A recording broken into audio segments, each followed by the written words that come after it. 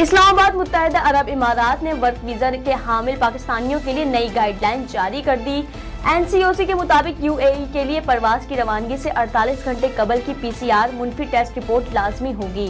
National command and operation centre کے مطابق PCR test UAE کی منظور شدہ لیبارٹری سے کرانا ہوگا۔ UAE پرواز روانگی سے 4 گھنٹے قبل ریپیٹ PCR منفی ٹیسٹ بھی لازمی ہوگا۔ ذرائع کے مطابق متحدہ عرب امارات کی گائیڈ لائن کے بعد اسٹیک ہولڈرز کا اجلاس ہوا۔ اجلاس میں UAE جانے والے مسافروں کے لیے ٹیسٹنگ پروٹوکول طے کیے گئے۔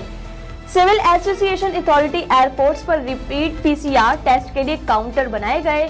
مستند لیبارٹریز کے کاؤنٹرز ایئر لائن کی مشاورت کے ساتھ بنائے جائیں گے۔ ایئرپورٹ مینیجرز بین الاقوامی روانگی لاؤنج میں لیب کاؤنٹرز کے لیے جگہ کی نشاندہی کریں گے۔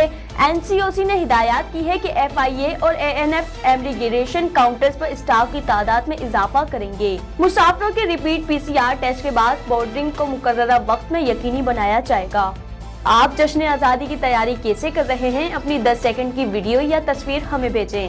سچ ایکسپریس نیوز دنیا میں پاکستانیوں کا جذبہ دکھائے گا۔